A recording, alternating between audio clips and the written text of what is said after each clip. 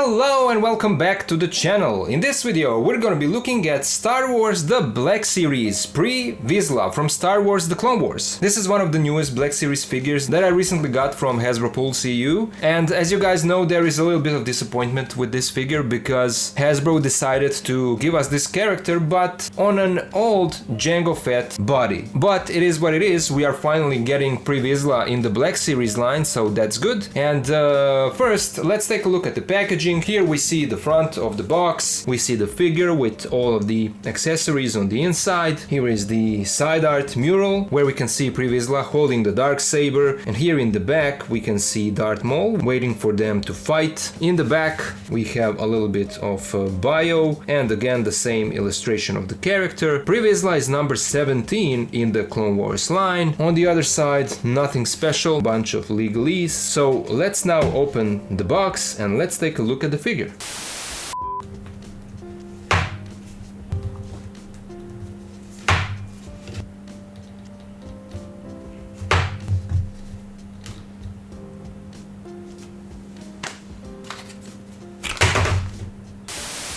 So here is our pre-Vizsla out of the box, and right from the start I have to say that I really don't like this figure. I mean, the body itself wouldn't be as bad as it is if the ankles were good. The ankle joints are so badly designed on this figure that you are practically not able to make him stand on his 2 feet. And with the backpack on his back, that just makes it even worse, you know? So while I'm satisfied that we got this character in the Black Series line, at the same time it's just so frustrating to get this figure to even stand. Now of course you can always put this guy in a kind of flying pose, and that's probably what I'll be doing on my display, but it shouldn't be so hard to make the figure stand on its 2 feet. I'm guessing that Hasbro didn't meant for us to pose this figure in a flying pose, because we did get a jetpack but they didn't give us any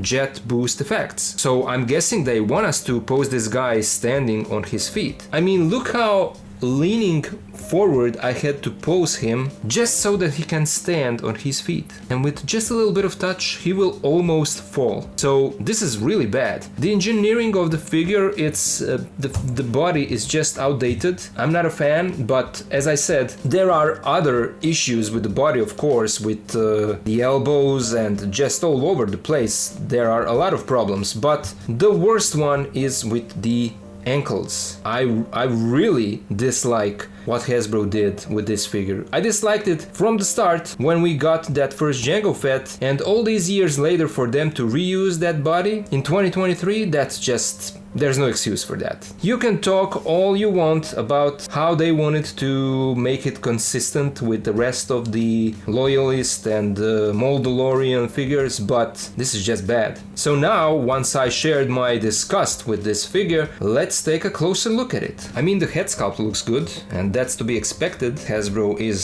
getting better and better with their head sculpts, the way that they are sculpting them, and with that photoreal it looks even better. You can see that the scar is nicely done, well sculpted, well painted. The eyes look good, the beard is nicely applied, and the hair as well. And then for the rest of the body, it's the same as Jango Fett, and I have the first pre-photo reel original Jango Fett here, and you can see that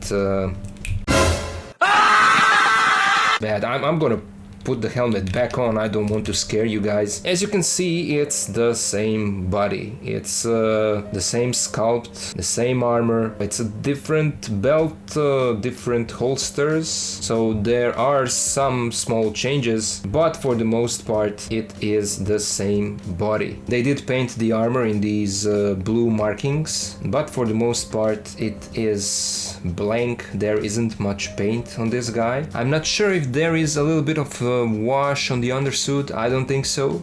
It's probably just the way that the light hits the surface. Overall, I would be satisfied with this body if the ankles were better. I mean, look at how they sculpted the feet. I know that it is probably accurate to what we saw with Jango Fett in the movie and with this guy in animation, but I mean, this is just terrible for posing on your shelf. Terrible. So I'm not a fan of that. The sculpting, I mean, the sculpting of the details is good. It's what you can expect out of a Mandalorian body, and these tubes are probably something that you should be careful with, not to break them when you articulate his elbows. All in all, a highlight of this figure is definitely the head sculpt, but for the rest of it, this is just bad. This body should never be reused again. They should be using the new type of Mando body. They have it, they should use it. This one should be retired, leave it in the past. And while you're at it, give us a new, retooled Jango Fett.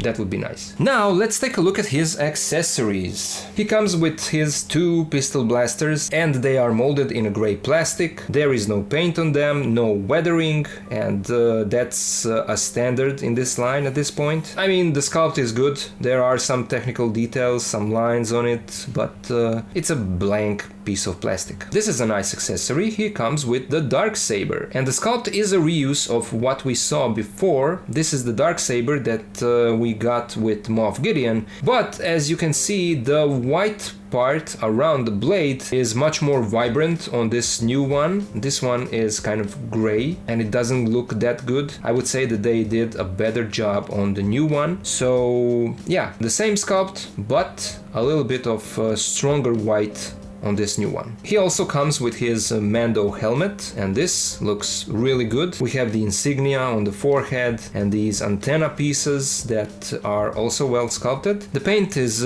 shiny metallic, so that looks good. A little bit of these sculpted lines in the back. Oh, okay, so these are articulated. That's interesting. You can pull them down like this. I'm not sure why. I'm not sure if this is also some kind of weapon on the helmet, but it's interesting that you can articulate that. So the helmet has a better range of articulation than the figure. That's great. And finally, he also comes with a unique jetpack design. This is a much larger jetpack that has a longer part down here, and it does look good. These vents are articulated, so that's good. They are opened with peck holes, so that is also nice. We can use some of our jet blast effects that we got with, let's say, Deluxe Return of the Jedi Boba or Dark Troopers, so those can be used for this jetpack. It's a shame that Hasbro didn't include those in this set, because I mean, you want this guy in flying position, as I said before, so I'm not sure why are those effects constantly missing from all these Mando releases. I mean, how much can that cost to include it in this set, and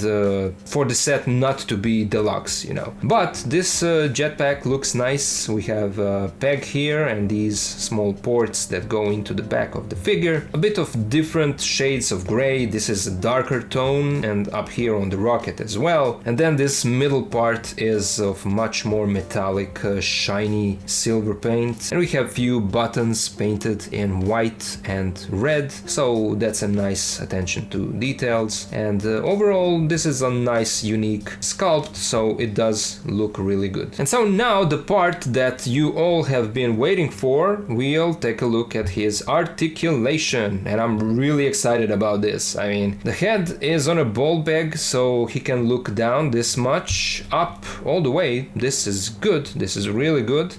There is no tilt, but he can rotate 360, and there is no articulation in the neck because it's the older body. There is no butterfly joint, but the arms do go out this much. They rotate 360. We have a single bend in the elbow that gives us this much. This is terrible. There is a cut down here in the waist, so that gives us side-to-side movement, a little bit of tilt, crunching forward just a little bit, back a bit better, legs move out this much, there is a thigh cut, and legs move forward this much, back this much. We have pins here, and it's a double jointed knee that goes all the way, and then the infamous ankle articulation that moves feet forward nothing, and back all the way. So back is great, but forward is just disastrous. I don't know. I'm not sure. When they designed this figure, they knew that he will be top and back heavy. With the backpack on the back, he will have to lean forward a little bit. And they give you this, with these two armor parts on the foot and on the shin clamming into each other. I mean, you can probably squeeze it so that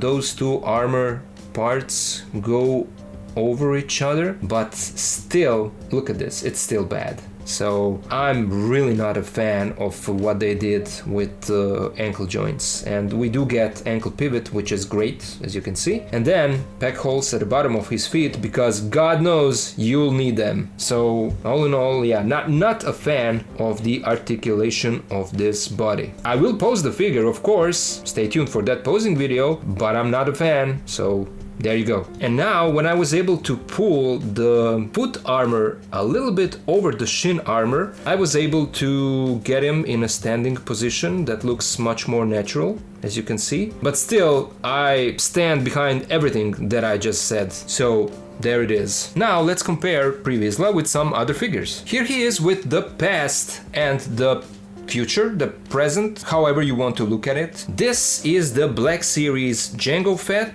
the first version without photoreal on the face, and this is the Black Series Death Watch Mandalorian. This is the body that we wanted Hasbro to use for this guy and for every other Mando figure from this point on, but instead of that, Hasbro decided to use this. Almost a 10-year-old body in this line that was really outdated. Unfortunately, that's how it is. They could have used this body, you know, the base, and with softer plastic overlays that goes over the base body, they could have think of something to, you know, sculpt the armor in the way that it should look and just put it over this body. That would be great. But again, they decided to go with this one, so it is what it is. Here he is with the Black Series Season 7 of the Clone Wars Darth Maul and the Black Series Season 7 of the Clone Wars Ahsoka. Here he is with the Black Series Clone Wars Anakin Skywalker and the Black Series Clone Wars Obi-Wan Kenobi.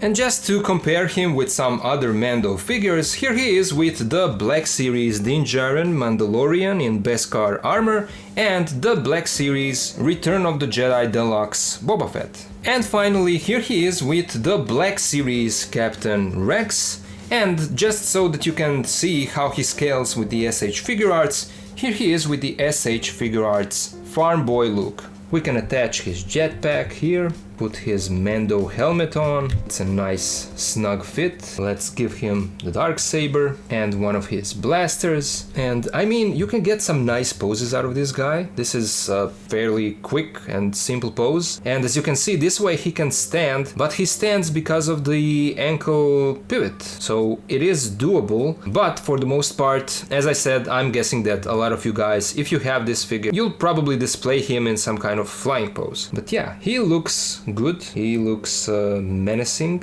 I'm satisfied with this. If only those ankles were a little bit better, this wouldn't be as big of a problem as it is with them using this body. And I should also mention that you can storage the Darksaber onto his back. The blade is removable from the hilt, and you can see this hook over here. That is where you can storage the Darksaber. So that's great. So all in all, would I recommend this figure? Well, it depends. It depends on if you want to have the character in your collection. I'm guessing that this is probably the only time that we will get him, unless Hasbro decides to give us some kind of different version from the Clone Wars. But if you're not that crazy about the character, I would say that you don't need to have this in your collection. I mean, the figure does look good when you look at it, especially like this, when it's fully armored and using all of the accessories. You can get a lot of nice poses